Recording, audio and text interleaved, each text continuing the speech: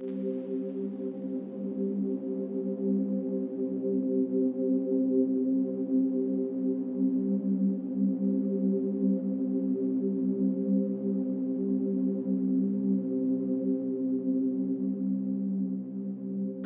à tous et bienvenue une nouvelle fois ici en Égypte sur le plateau de Gizeh. Aujourd'hui, je vais vous emmener aux quatre coins du pays pour vous montrer les réalisations les plus incroyables des pharaons égyptiens. Lorsque l'on parle de pharaons, lorsque l'on parle de démesure, bien entendu, nous avons les pyramides derrière nous, mais ce n'est pas tout, nous avons surtout et aussi des statues absolument monumentales. En effet, les statues sont des réalisations tout aussi incroyables car elles demandaient une logistique sans précédent pour tailler, extraire et transporter les pierres. Dans l'Antiquité égyptienne, la réalisation d'une statue à l'effigie du pharaon était un moyen clair et imposant d'affirmer sa suprématie en tant que dieu sur terre. À ce titre, aujourd'hui, Ramsès II est peut-être le pharaon le plus réputé non seulement pour sa mégalomanie, mais aussi pour la quantité et la démesure des statues qu'il a été capable de faire ériger durant son règne. Ces statues étaient des représentations de pharaons, certes, mais elles avaient aussi vocation à devenir des emblèmes presque vivants du pharaon devant lesquels on viendrait se recueillir. Ramsès II, c'est environ moins 1300 à moins 1210. Fils de Séti Ier, il est mort à 91 ans après 66 années de règne, parmi lesquelles il a pu compter, mégalomanie oblige, 12 grandes épouses. Et quand je dis 12 grandes épouses, eh bien je veux faire la nuance avec les 190 autres concubines qu'on lui prête pour un total de 126 enfants reconnus. Mais avant Ramsès II, juste avant lui, il y a eu Amenhotep III, aussi appelé Amenophis III, peut-être moins mégalo dans la vraie vie, certes, mais tout aussi désireux de montrer au peuple égyptien qu'il n'avait aucune raison de rougir du titre de Dieu sur terre. Son nom est moins connu car les réalisations ont moins bien survécu que celles de Ramsès II, mais croyez-moi, c'est tout aussi ouf, voire plus. Et puis malheureusement, Amenhotep III, Amenophis III, il a eu le malheur d'être le père d'Amenhotep IV, qui deviendra Akhenaton, qui n'est quand même, c'est pas n'importe qui, c'est la personne qui a lancé pour la première fois le monothéisme en Égypte avec le culte du disque solaire Aton. Donc forcément, quand tu es un petit peu comme ça, Keblo entre Akhenaton en fait, et un autre bonhomme qui visiblement a couché avec 27% de toutes les femmes d'Égypte de l'époque, forcément, on t'oublie un petit peu, en tout cas, tu n'es que sur la troisième marche du podium. Avant que l'on prenne l'avion pour aller un petit peu vers le sud et que je vous emmène voir, pour commencer dans cette vidéo, les colosses de même nom, je salue les nouveaux arrivés sur YouTube, sur Facebook, sur Instagram et bien entendu pour ceux qui voudraient être en ma compagnie sur ce rooftop lors du prochain voyage, vous retrouverez le lien pour vous inscrire au prochain départ que j'encadrerai ici en Égypte en 2022, et bien vous avez dans la description le lien avec tout le programme, tout l'itinéraire, Le Caire, Gizeh, Luxor, Assouan, 12 jours d'une magnifique enquête à ciel ouvert, grandeur nature dans laquelle nous allons voir, réfléchir et partager sur tous ces sujets qui nous passionnent et qui nous excitent au plus profond. Ça c'est pour le prochain voyage, mais pour celui-ci, eh bien, je vais rejoindre le groupe et je vais vous emmener à Luxor avec les colosses de même nom. C'est parti!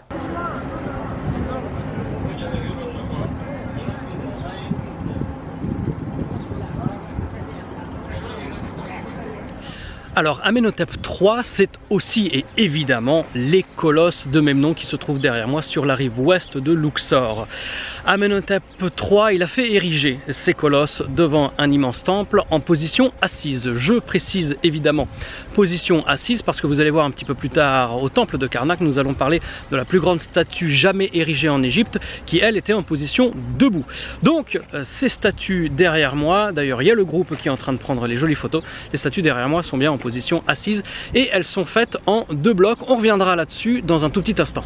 Les colosses de même nom, ils portent le Némès, c'est la coiffe royale la plus emblématique de l'Égypte, j'ai envie de dire, car c'est celle que l'on retrouve sur par exemple le masque de Toutankhamon ainsi que sur la tête du sphinx de Gizeh.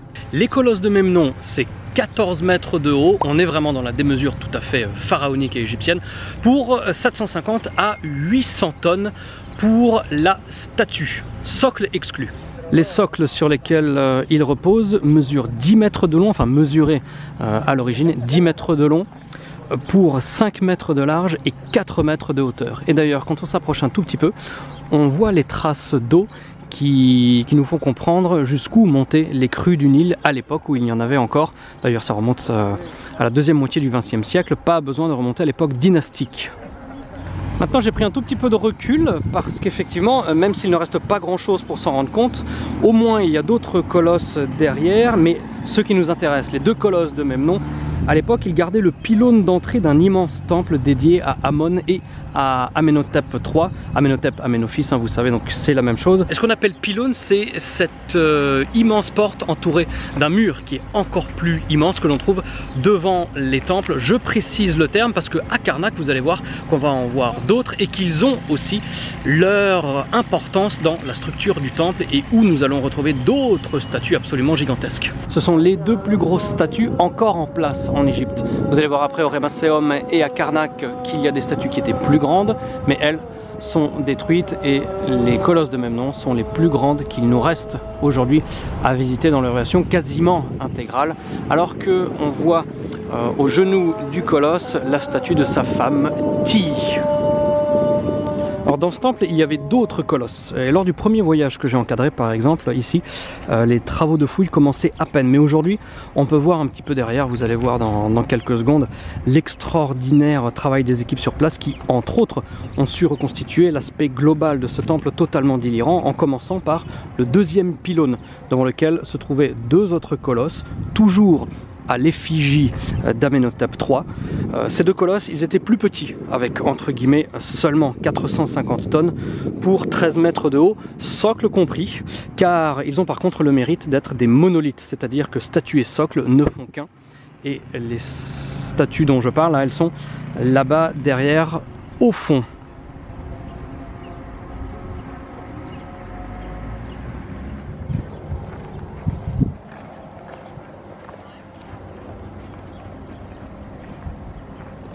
Quand on est derrière, on se rend vraiment bien compte de la restauration du colosse de droite lorsqu'on leur fait face. Et comme vous avez déjà pu le constater, en arrière-plan, on est au bord de la route, vraiment. On ne peut pas faire plus proche. Voilà pour les colosses, et comme je vous le disais en introduction, eh bien Amenhotep III il a toujours été malheureusement éclipsé non pas par l'appel à la prière mais par Akhenaton et Ramsès II, et c'est sur Ramsès II que nous allons à présent nous pencher en nous dirigeant par là-bas vers le Remasseum. C'est parti. On est maintenant arrivé au Remasseum, toujours sur la rive ouest de Luxor, et là-bas, vers là où le groupe se dirige, eh bien nous avons une des statues les plus impressionnantes de toute l'histoire d'Égypte. Alors évidemment le temple de Ramsès II, ici le Ramasseum, c'est un temple absolument magnifique. Le Ramasseum, je l'aime vraiment beaucoup. Là-bas c'est un petit peu reconstitué, les colonnades avec les pharaons en forme osiriaque. Mais l'intérêt de ce site, c'est cette statue.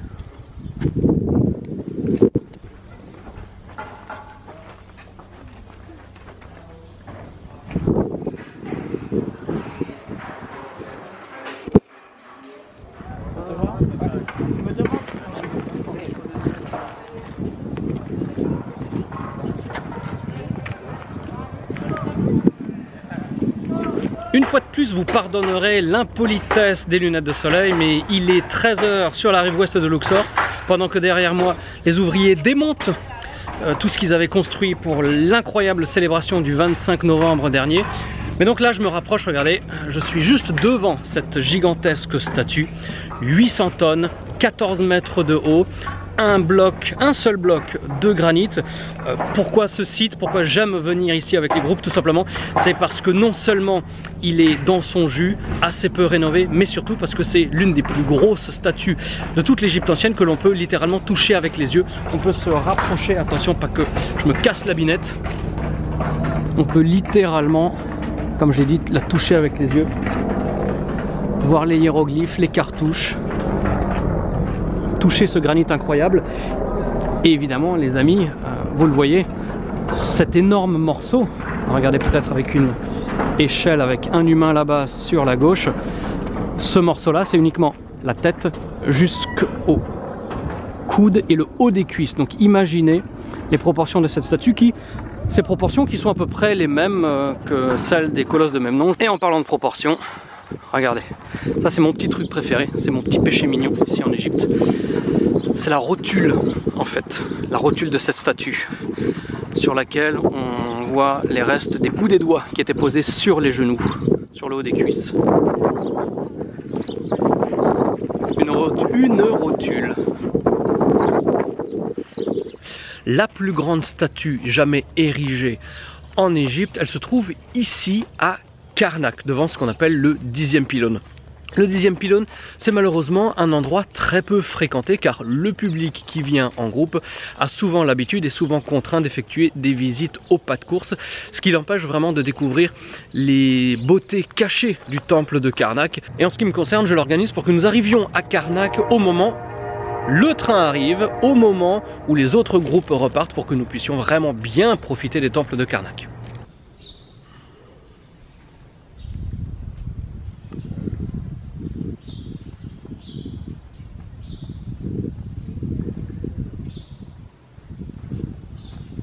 D'ailleurs, Karnak, c'est vraiment le lieu idoine pour le gigantisme des statues égyptiennes, avec notamment, comme premier élément pour comprendre tout cela, la salle hypostyle dans laquelle je me trouve avec ses 134 colonnes. Et pour bien se rendre compte du gigantisme de la statue d'Amenhotep III, dont je vais vous parler un petit peu plus tard ici à Karnak, eh bien elle mesurait 21 mètres de haut, c'est-à-dire la même hauteur que les grandes colonnes que vous avez à l'image actuellement. C'est absolument bluffant d'imaginer qu'une statue était aussi haute que cela. Et regardez l'échelle avec des humains, c'est bluffant. Alors lorsque l'on parle de gigantisme égyptien, évidemment on ne peut pas s'empêcher de penser aux obélisques, et notamment à l'obélisque inachevé d'Assouan que vous connaissez tous. Mais ici à Karnak, nous avons aussi l'obélisque, un obélisque qui est toujours là avec près de 30 mètres de haut et 325 tonnes. Et qui est malgré tout quelque chose de tellement impressionnant, comme vous le voyez à l'image, que je ne peux pas le capturer sans vraiment m'en éloigner.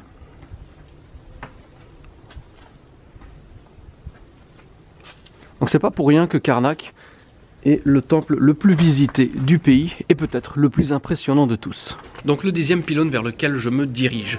Et bien devant lui, il y avait une statue de 21 mètres de haut pour un poids estimé entre 750 et 850 tonnes, ce qui est à peu près le même poids au plat soleil que les colosses de même nom, dédiés au même roi Amenhotep III. Mais la différence, c'est que les colosses de même nom, eux, ne mesuraient que 14 mètres de haut. Donc on a le même poids, mais pour une statue qui est 50% plus haute que les très fameux et réputés colosses de même nom. Le socle sur lequel la statue d'Amenhotep III se trouvait ici à Karnak n'est pas en reste, avec 2 mètres de haut pour 7 mètres de long et 4 mètres de largeur, 4 x 2, 8, 8 x 7, 56, 56 mètres cubes de granit, rien que pour le socle. En multipliant vulgairement par la densité du granit 2,5 tonnes par mètre cube, ça nous fait 56 x 2,5, ça nous fait 112 plus 28, 140 tonnes pour le socle. Simplement le socle de cette statue qui, elle, en pesait, comme je vous le disais, entre 750 et 850 tonnes.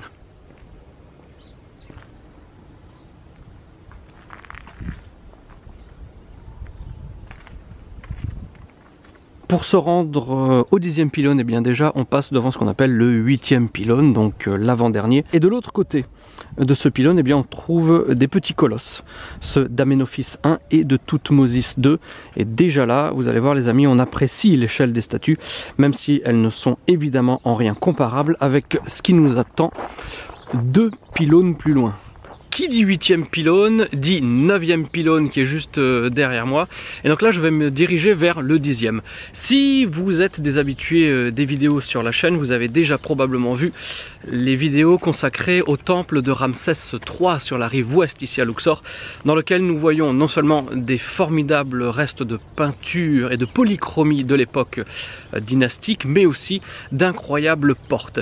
Et ici, eh bien, je vais vous montrer une porte, la porte du 10e pylône devant laquelle se trouvait cette statue d'Amenhotep III. Et vous allez voir que c'est absolument formidable. Le 9e pylône, le voilà. Et nous allons tout doucettement nous diriger vers le 10e qui se trouve... Hop, juste là-bas.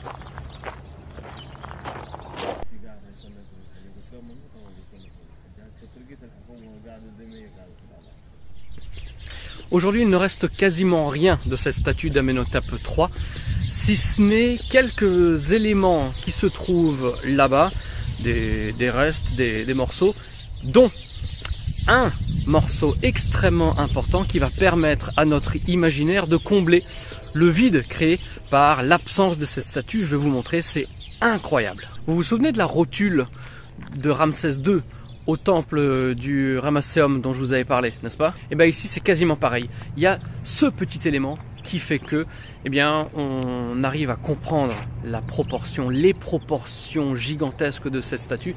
Et c'est le point serré dont je vous parlais à l'instant. Regardez, il est juste derrière moi. C'est ici. Dans cet immense musée à ciel ouvert, eh bien, on retrouve les morceaux de statues, de façades. Il y a des milliers et des milliers de pièces exposées ici. Et concernant la statue, eh bien, on a des morceaux de torse, on a des morceaux du pagne pharaonique, ainsi que de la main gauche avec le traditionnel poing serré. Par contre, cette main, on peut la voir et même l'approcher de très près à quelques encablures du 10e pylône. Et ça nous permet vraiment d'imaginer ce que donnait cette statue de 21 mètres de haut. Donc je vous laisse imaginer la proportion de cette statue, enfin on peut vraiment la comprendre en voyant que cet énorme morceau, c'est simplement le poing, comme ceci, serré, comme on le retrouve sur beaucoup de statues en Égypte. C'est vraiment génial d'être dans cet endroit, très honnêtement. Évidemment, pas besoin de vous préciser qu'il y a très peu de monde qui vient jusqu'à cet endroit des temples de Karnak pour voir ce petit reste qui est pourtant ô combien révélateur. Donc bien entendu, c'est un immense bonheur de partager tout ça avec vous alors que j'arpente les méandres de cet immense musée à ciel ouvert dans lequel reposent des milliers de restes et des milliers de morceaux de statues autrefois debout ou assises dans les temples de Karnak.